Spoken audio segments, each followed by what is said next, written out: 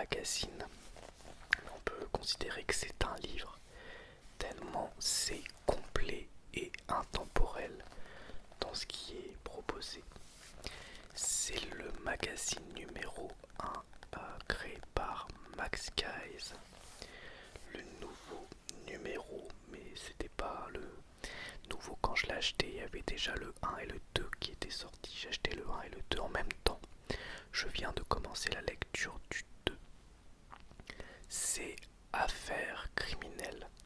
C'est un magazine spécialisé dans le true crime qui raconte des histoires de serial killers, de disparitions, etc. Des histoires françaises, des histoires américaines et aussi des histoires d'autres pays du monde. Donc je l'ai lu quand même, ça m'a pris du temps. Alors j'ai pas lu que ça. J'ai lu aussi un autre livre et les 2 tiers d'un bouquin. Mais ça m'a mis quand même presque un mois pour tout lire en plus de ces 2 livres. Je lisais un article, puis un article et un article de temps en temps, un petit peu tous les jours. Et c'est vraiment très complet puisque comme vous le voyez, mais non. Mais ça fait 143 pages. Et c'est vraiment très complet, que ce soit en information, en recherche, la mise en page est très très pro.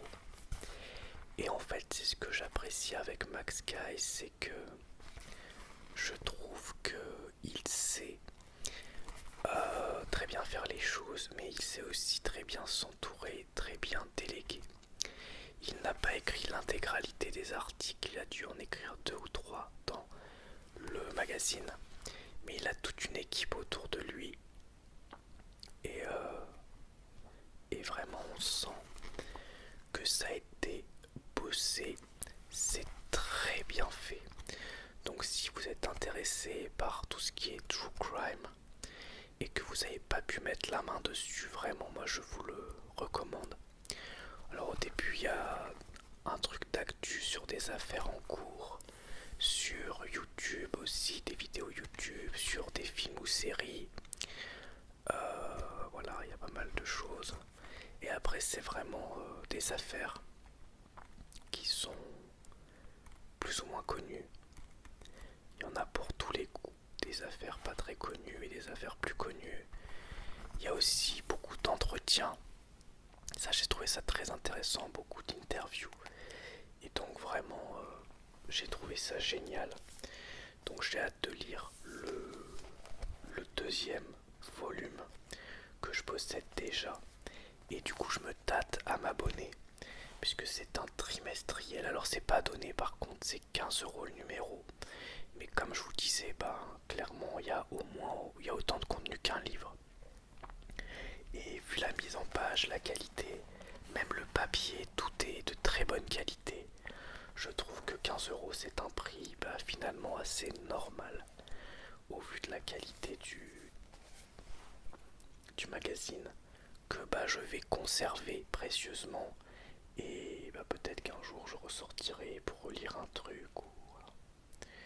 En tout cas, c'était vraiment bien. Mais c'est vrai que c'est pas donné.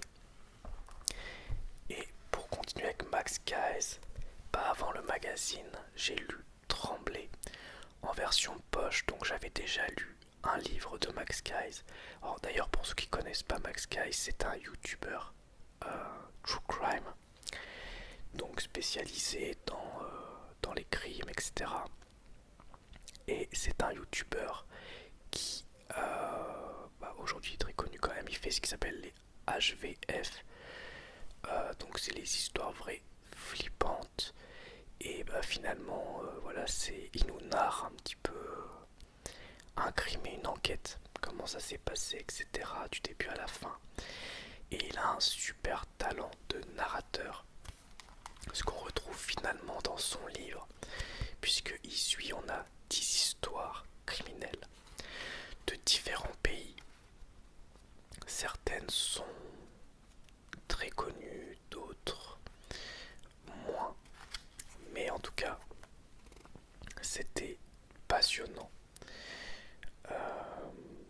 ça se lit très facilement parce que il écrit assez proche de l'écriture de ses vidéos. Mais c'est bien écrit quand même. Pour le coup, je trouve que c'est mieux écrit, mieux narré que par exemple les livres de Boxo, que je trouve pas évident à lire. Des fois, c'est à la limite de l'imbuvable. C'est bien, mais je trouve que quand on enchaîne trop de pages, ça casse un peu la tête parce que des fois, on a du mal à voir où il va. Ça part dans tous les sens. Là, c'est très précis, très bien écrit et très fluide surtout. Donc ce livre-là, il fait 300 pages. J'ai lu les 300 pages en une semaine. Très très très agréable. Et le troisième livre, c'est un manga. C'est le volume 2 des Racailles de l'autre monde. Donc il n'y a que 3 volumes. J'ai aussi le volume 3 à la maison. 3 volumes parce que c'est en pause, je sais pas pourquoi. Donc l'histoire, c'est des jeunes Kaira japonaise d'un lycée qui se retrouve dans un monde fantastique, comme un isekai en fait. Hein. Et ils se battent contre des monstres, etc. Ils level up, enfin voilà. C'est un peu une parodie finalement. Et là, ils se battent dans un premier temps contre un poulpe géant que je vais vous montrer. Et du coup, ils s'allient avec d'autres mecs pour battre ce poulpe. Et après, eh bien, il y a le début d'un échange avec une succube. Voilà. Et j'ai bien aimé. Je l'ai lu très vite, c'était très agréable. Et du coup, maintenant il me reste le troisième. Mais j'attends un peu avant de le lire parce que je pense qu'il n'y aura jamais de suite, malheureusement. Donc je prends mon temps. Ensuite, je ne l'ai pas fini, mais je n'ai plus envie d'y jouer, donc je voulais quand même vous faire un compte rendu de ce Assassin's Creed Shadows. J'ai même pas envie de vous faire une vidéo balade plus à vie. Est-ce que c'est un mauvais jeu? Non. Est-ce que c'est un jeu moyen? Je dirais oui. En fait, j'ai joué environ 25 heures. Et pendant une vingtaine d'heures, l'illusion, ça a plutôt bien pris sur moi. Mais au bout d'un moment, tu fais toujours la même chose. C'est-à-dire que tu fais des châteaux en boucle pour tuer des samouraïs en boucle, pour débloquer les mêmes coffres aux mêmes endroits dans les mêmes châteaux, quelles que soient les régions que tu visites. Tu peux pas trop sortir de la route, sinon t'es bloqué par les arbres partout. Donc au final, tu finis sur ton cheval en mode suivi automatique d'une quête. Tu n'explores pas parce que je trouve que l'exploration n'est pas gratifiante malgré le fait que le paysage est beau. Et effectivement, le jeu est beau, le paysage est beau, l'ambiance est sympa, mais ça suffit pas. Enfin, moi, ça m'a pas suffi pour rester dans le jeu. Il y a un moment, j'arrivais plus. Le gameplay est plutôt ok, mais c'est pareil finalement.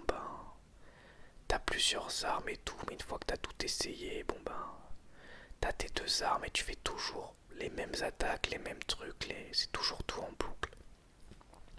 Les activités annexes sont inintéressantes. Ça va être s'arrêter devant une bestiole et la dessiner, mais c'est un QTE, tu fais rien. Ça va être aller récupérer des parchemins dans un temple. Ça va être plein de trucs comme ça. Et si tu vas avancer dans la quête principale, t'es obligé de faire tout ça, sinon tu n'as pas le niveau nécessaire pour débloquer des nouvelles compétences et du coup le jeu te roule dessus. Et donc, le jeu il te force à faire plein de trucs inintéressants. Tu peux pas rusher la quête, c'est pas possible. T'es obligé d'y jouer 60 heures pour le finir. Et le truc c'est que si en plus la quête principale était passionnante, bah je serais prêt à faire l'effort. Mais chaque fois que j'avance dans la quête principale, je peux pas dire que c'est mauvais, mais je suis pas à fond dedans. Je suis pas du tout à fond dedans. Et le pire ça a été du coup j'ai fait une pause. J'ai pas joué pendant 2 semaines parce que j'avais de la famille à la maison. J'avais pas le temps. Et après quand j'ai retouché au jeu, c'était une corvée. À chaque fois que je relançais le jeu, c'était une corvée. Et c'est là où j'ai joué 5-6 heures de plus. Et je me suis dit, je peux plus y toucher en fait, c'est une corvée. Je. J'ai pas envie. Je perds du temps sur ce jeu. Je perds du temps que je pourrais passer à jouer à un autre jeu. Que je pourrais passer à regarder plein de films, plein de séries, lire plein de livres. Et ok, j'ai vu ce que c'est. J'ai fait le tour du gameplay. Déjà, j'ai fait tout le tour du gameplay. Quoi. Je veux dire, il n'y a rien d'autre. Je vais peut-être débloquer quelques compétences en plus. Mais ça, c'est du gameplay factice. Ça aussi, quoi. Le fait que le jeu t'enlève énormément de possibilités pour te les donner au fur et à mesure. Tu es obligé d'attendre d'être level 60 pour débloquer toutes les fonctionnalités de ton perso. C'est vraiment de la durée de vie factice pour moi. Donc, honnêtement, je veux pas dire que c'est nul parce que bon, le gameplay tient la route, graphiquement c'est beau, l'ambiance est sympa. Mais ça a fait illusion une vingtaine d'heures pour moi. Et puis après, je pouvais plus. Je pouvais plus, je voyais plus d'intérêt. Je me suis dit ok, j'ai tout fait. Et plus j'avançais, moins j'étais intéressé par la quête principale. Donc sur Assassin's Creed Shadows, testez-le si vous le trouvez à pas cher, si vous en avez envie, mais moi je recommande pas. J'avais même passé finalement plus de temps sur Valhalla. J'avais dû passer une cinquantaine d'heures avant de le stopper en plusieurs fois. Mais Valhalla, j'avais quand même envie de le relancer des fois parce que j'avais envie de fouiller le monde.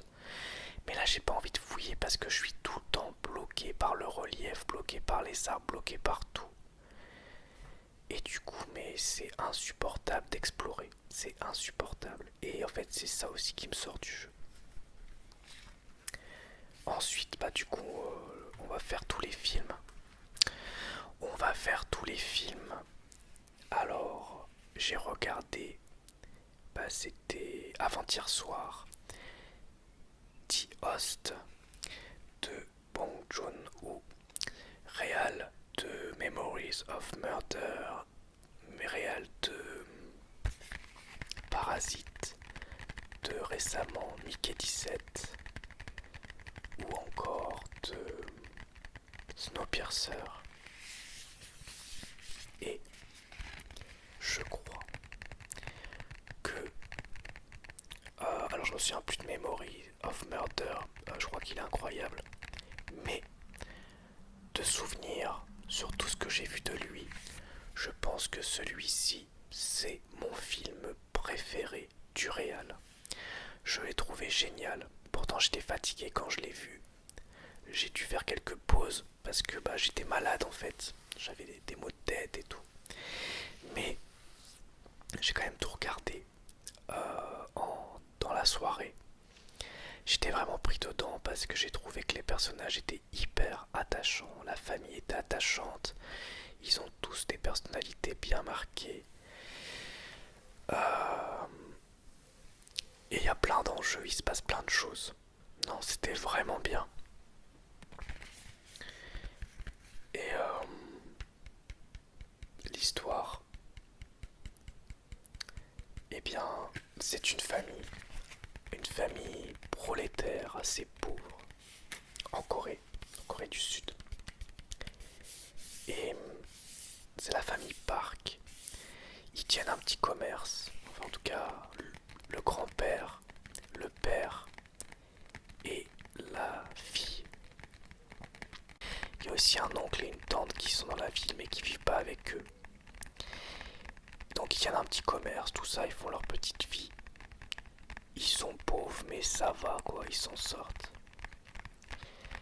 Jusqu'au jour où, suite à une erreur américaine sur le sol coréen, je vous dis pas quoi comment, mais on le voit dès le début du film, il y a un monstre qui se développe dans un de leurs fleuves, un monstre énorme qui se met à tuer plein de gens en mode King Kong Godzilla quoi, et qui enlève la petite. Morte ou pas morte, on ne sait pas d'ailleurs. En tout cas, elle est happée par ce monstre. Et donc, la famille va se lier pour tenter de la retrouver. Vraiment, c'était trop bien. Déjà, la réalisation est très belle. Il y a des plans qui sont de toute beauté. Bon, les effets numériques ont vieilli quand même sur la créature, même si elle est quand même bien faite, mais il y a des moments où on voit que c'est en numérique, mais ça reste beau. L'histoire, ouais, le scénario fonctionne très bien. On est ému à plusieurs moments, il y a des moments épiques, il y a aussi des moments drôles. Et le contraste justement entre ces moments drôles, ces moments d'horreur et ces moments d'émotion fait que chaque moment du coup est d'autant plus intense, je trouve. C'est un film qui mélange vraiment les genres et qui le fait parfaitement. Et l'acteur principal qu'on voit là, c'est Song Kang-ho. On le voit d'ailleurs dans pas mal de films du réalisateur. Il est incroyable. Vraiment. Beaucoup aimé. Je l'avais déjà vu, mais je l'avais vu il y a longtemps. Je ne m'en souvenais pas. Et franchement, trop bien. Ensuite, accrochez-vous à vos chaussettes. Dragon Ball, le film, mais le film. Le film, je crois que c'est hongkongais philippin. C'est une coproduction philippine et de Hong Kong, il me semble.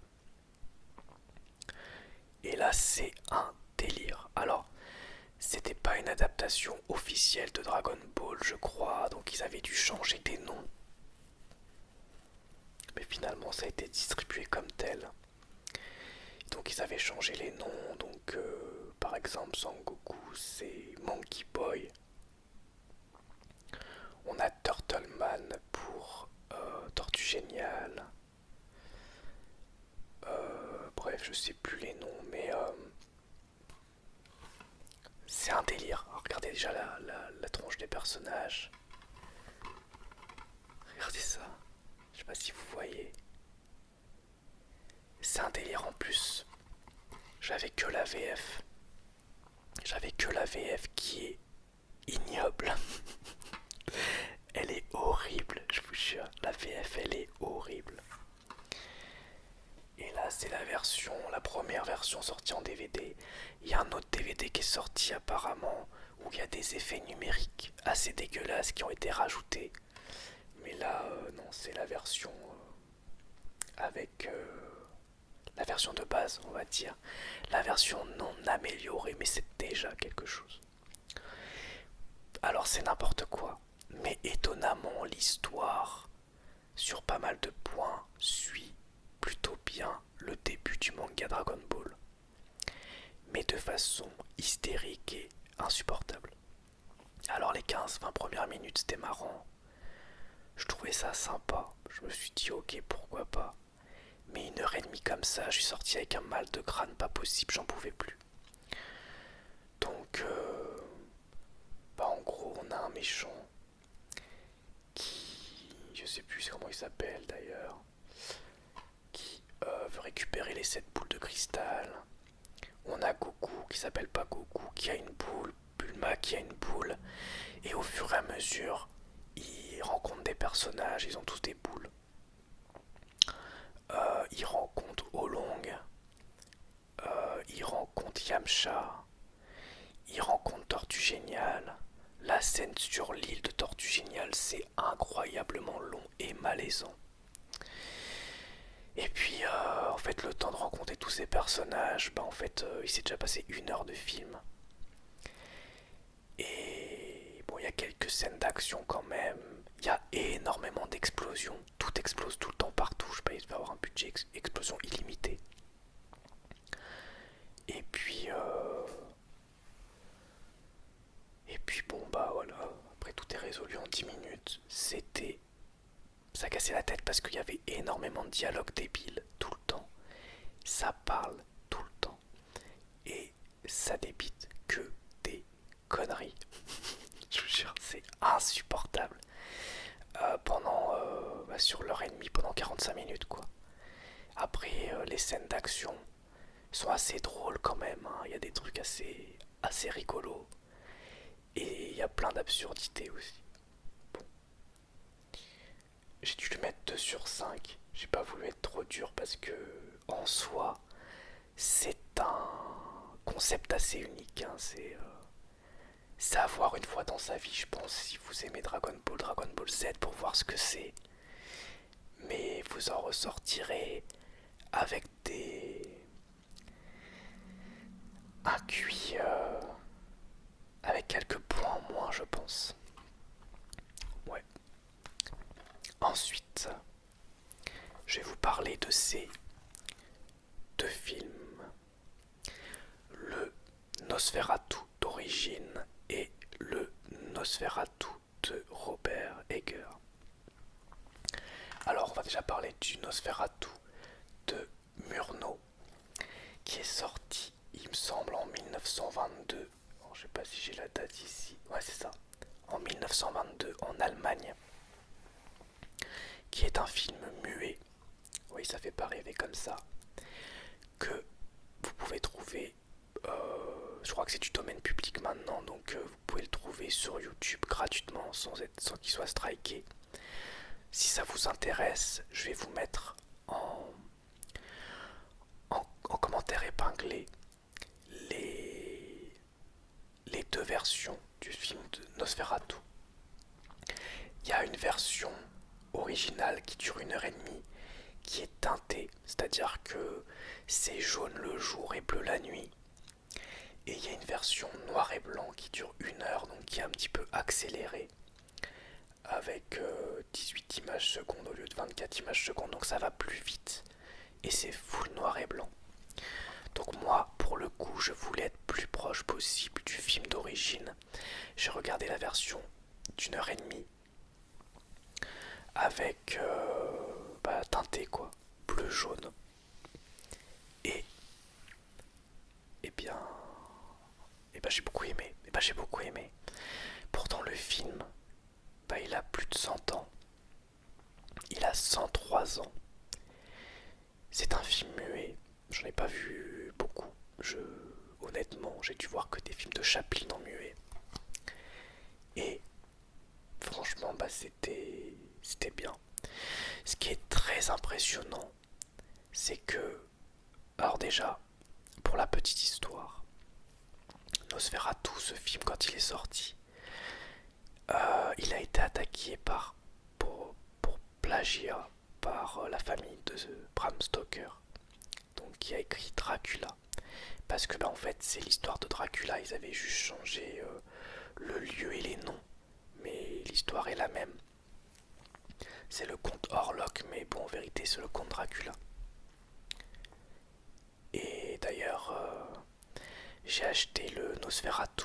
Alors, je l'ai pas là parce que je l'ai pas vu, mais j'ai acheté le 3e film Nosferatu, enfin plutôt le 2nd film Nosferatu, qui est sorti dans les années 70 avec Adjani. Et dans le synopsis, c'est écrit le comte Dracula, c'est pas écrit le comte Orlok. Bref. Et donc, suite à ce plagiat, les copies ont été détruites du film. Mais il y en a une qui avait été conservée, un peu illégalement, je suppose. Et finalement, des années plus tard, le film a pu être restauré et sortir et être visionné. Et donc c'est un grand classique du cinéma d'horreur. Du cinéma d'horreur et du cinéma tout court. C'est un film qui, bon, évidemment, aujourd'hui, c'est difficile, on peut pas dire qu'il fait peur. Mais il y a des vraies scènes de malaise, il y a une vraie ambiance. Et j'ai trouvé aussi que, étonnamment, l'heure et demie, elle passait très vite parce que c'est très rythmé, il se passe beaucoup de choses. Alors évidemment, comme c'est du muet, il y a un genre de surjeu, ce qui est normal hein, pour montrer les émotions.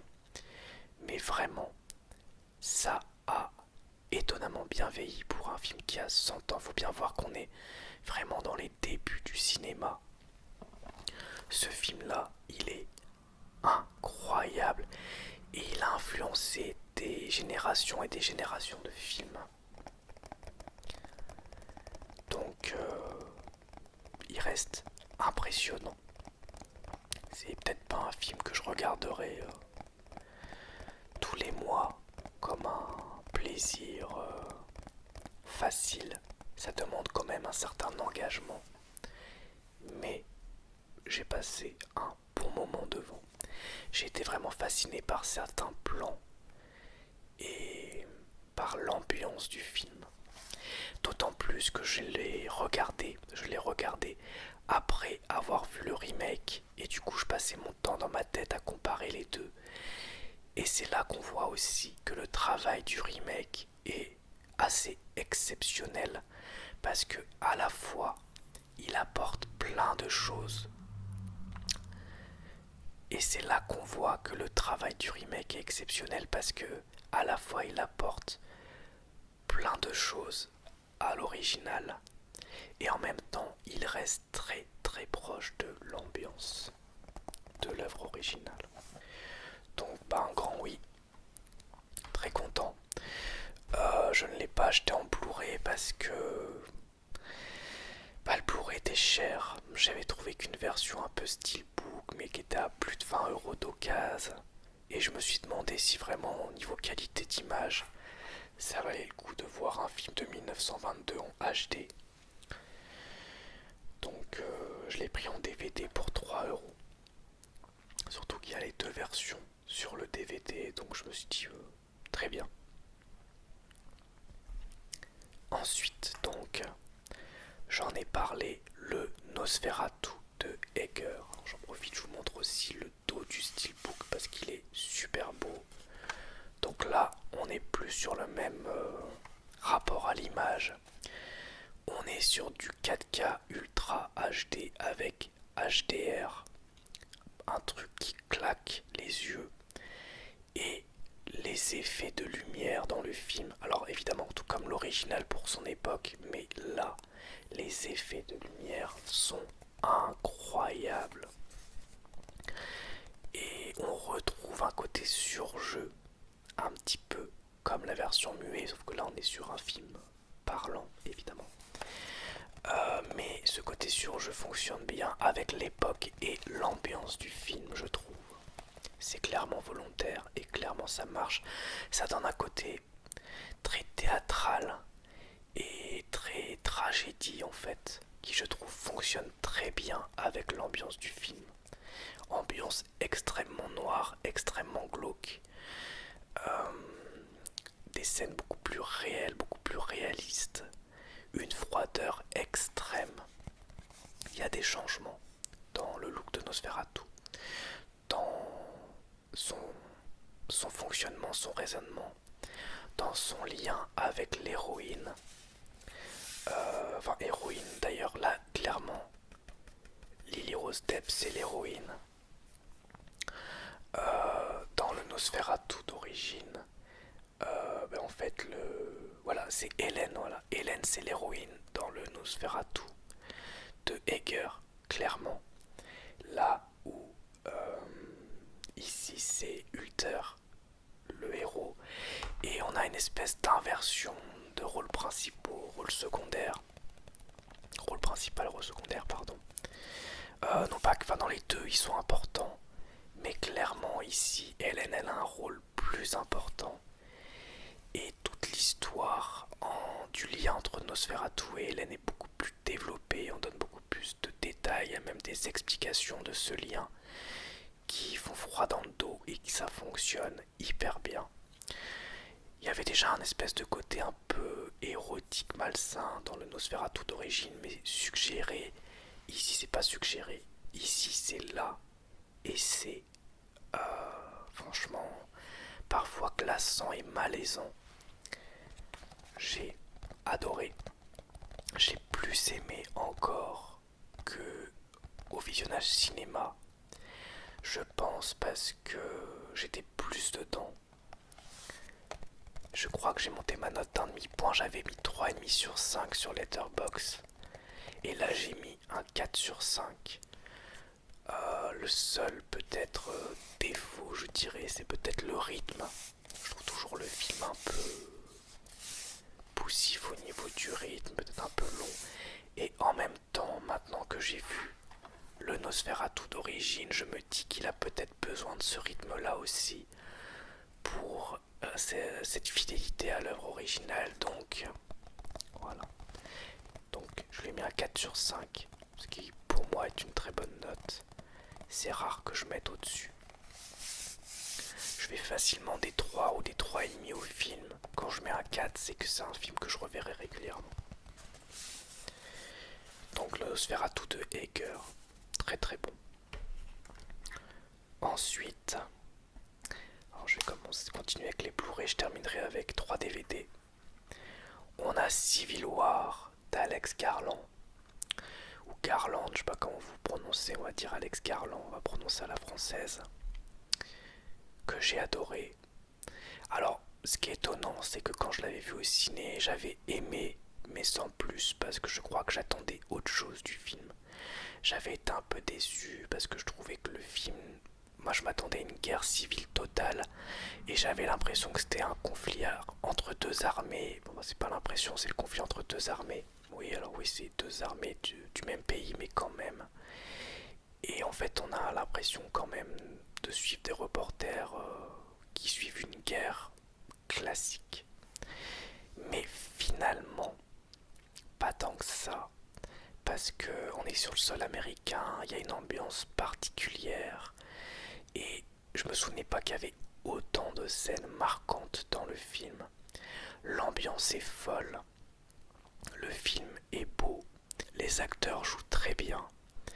Et plus on avance, plus on veut en voir. Je me souviens quand j'avais vu le film la première fois, j'avais été un peu comment dire, pas déçu, mais j'avais trouvé très particulier.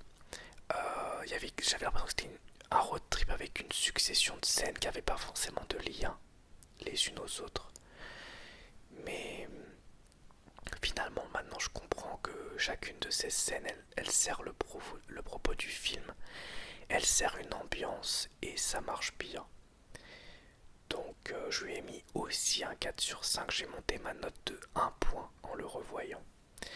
Alors je sais pas si c'est moi qui suis particulièrement généreux au revisionnage, mais je trouve que c'est un excellent film. Il y a des scènes qui sont folles quand même, j'avais oublié certaines scènes. Impressionnant, je comprends pas pourquoi j'ai pas été plus happé que ça quand j'étais au cinéma. J'ai dû le voir, je devais être fatigué, je devais être malade, il y avait un truc, c'est pas possible. Donc Civil War. Alors oui, certes, le propos de Civil War va peut-être pas assez loin par rapport au sujet qu'il traite, mais ça reste quand même un moment de cinéma impressionnant avec des scènes folles, que ce soit dans le côté intimiste ou que ce soit dans le côté blockbuster, et je trouve que les deux ensemble fonctionnent très bien. Ensuite, Blink Twice, je l'avais beaucoup aimé, je l'ai encore beaucoup aimé.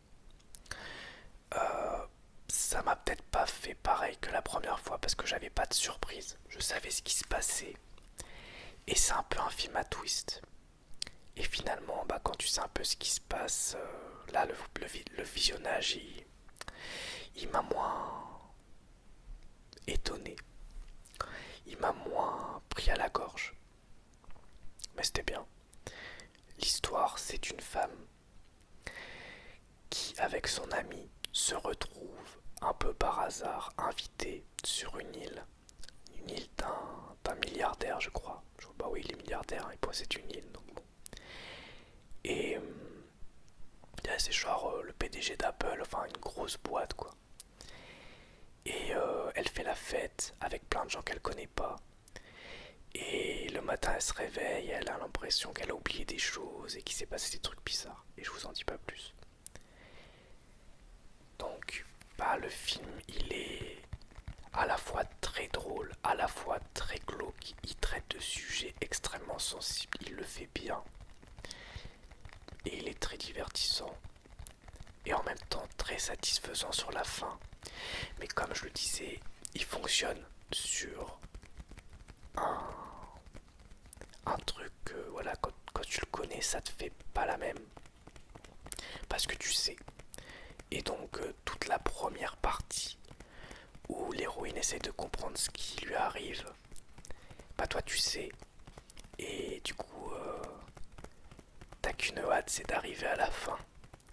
Mais du coup, j'ai moins profité de la première partie. C'était quand même très bien. J'ai quand même passé un très bon moment. Et enfin, 3 films. On a Nuit d'horreur, qui s'appelle pas du tout comme ça, qui s'appelle en version originale, je crois que c'est un truc avec souvenir. Oh merde, je sais plus. Do you wanna know a secret, voilà, avec secret, voilà. Do you wanna know a secret. Et d'ailleurs, je crois qu'il était sorti en français en veux-tu savoir veux-tu connaître un secret ou au Québec. Et en France, ils l'ont appelé Nuit d'horreur. Tu sais pas pourquoi. Et alors là, c'est un des pires films que j'ai vu de toute ma vie. Mais je mens pas, c'est vraiment un des pires films. C'est en tout cas le pire slasher, le pire film d'horreur. Et je pense que ouais, c'est un des pires films que j'ai vu toute ma vie. C'était horrible. Alors un slasher, vous allez me dire que les acteurs jouent mal, c'est pas dramatique. Que le scénario soit merdique, on peut encore s'amuser. Que les décors soient moches, pourquoi pas. Que la réalisation soit dégueu. Bon.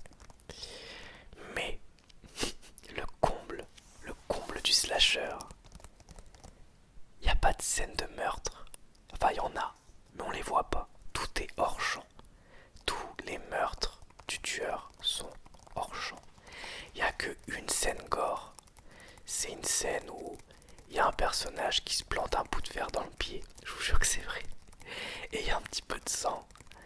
Et, et sinon, tout le film, on voit pas un seul meurtre. Alors que c'est quand même le but d'un slasher, quoi. Les vendredis 13, bon, ils sont pas incroyables, les scénarios sont débiles, mais il y a des meurtres, il y a des effets spéciaux, c'est bien foutu. On a envie de voir comment ils se font massacrer. Et bah là, on voit rien. Du coup, c'était horrible. Horrible. Un calvaire, 1 heure et demie de calvaire, avec les dialogues les plus débiles que j'ai entendus depuis longtemps. À côté de Dragon Ball, le film que je vous ai montré tout à l'heure, c'est du Audiard, mais vraiment horrible. Donc je vous recommande pas. Après, la secte des vampires. Eh bien, la secte des vampires, c'était pas mal. Je crois que j'ai mis un 3 sur 5. J'ai passé un bon moment. C'est l'histoire d'un mec. Ouais, ça commence comme une blague de Coluche, mais non, c'est pas du tout. C'est l'histoire d'un mec qui est policier, qui se retrouve à faire une enquête, et puis il se retrouve dans une orgie de vampires, et il se fait mordre, et il réussit à s'en sortir. Puis après il dit à la police qu'il a vu des vampires, que c'est des vampires qui l'ont attaqué, personne ne le croit, tout le monde le prend pour un taré. Il est mis aux arrêts, et il fait un peu son enquête dans son coin, sauf que dans le même temps, il est en train de se transformer en vampire. Du coup, on voit sa transformation en même temps qu'on essaie de suivre son enquête. Le tout avec son ex-femme, qu'il aime encore, mais elle l'aime plus, c'est compliqué, etc. Qui elle est fascinée par les vampires. Fascinée par les vampires parce elle a écrit des bouquins sur le sujet, etc. Donc c'est vraiment son truc, quoi. Voilà, la secte des vampires. Ouais, c'était sympa. Après, on sent que c'est un petit budget, on sent que c'est pas un grand film d'horreur. C'est pour ça que j'ai mis que 3 sur 5. Il y a plein de trucs débiles. Mais j'ai passé un bon moment devant. Donc j'en demande pas plus. Pour un coffret DVD que j'ai eu pour 1 € avec 3 films. Et le dernier, c'est Lost Things, Cauchemar sans fin, qui a été une déception claire et nette malheureusement. J'aurais aimé l'aimer parce qu'au début, il y a une ambiance qui marche bien sur une plage avec des jeunes et ils se rendent compte qu'il y a des trucs qui sont déjà vus. Il se passe des trucs bizarres, ils voient un mec un peu chelou, bref. Mais finalement, le film dure 1h20 et sur les 1h20, j'ai trouvé qu'il se passait quasiment rien et j'étais pas dedans. Et il y a un truc un peu méta dedans mais qui je trouve ne marche pas. En plus, il y a un quart du temps, on nous montre des plans de nature avec des personnages qui disent au secours, mais pour rien parce qu'il se passe rien. Et donc, ouais, j'étais déçu, je me suis vraiment beaucoup ennuyé. Et je me suis dit peut-être que la fin va rattraper tout le film et que je vais avoir d'un coup une explosion dans ma tête qui va me dire ah oui, mais c'est ça que le film voulait me dire. Mais en fait, non. En fait, j'ai rien eu de plus que ça, donc j'ai été déçu. Ce qui m'étonne parce que le film est plutôt bien noté sur Letterboxd. Et il y a plein de gens qui ont l'air d'avoir apprécié la proposition. Mais moi, non. J'ai pas apprécié, j'ai été très déçu. Voilà donc pour cette vidéo compte rendu qui, je l'espère, vous aura plu. Et je vous dis à bientôt pour une nouvelle vidéo ASMR. Au revoir, merci à tous.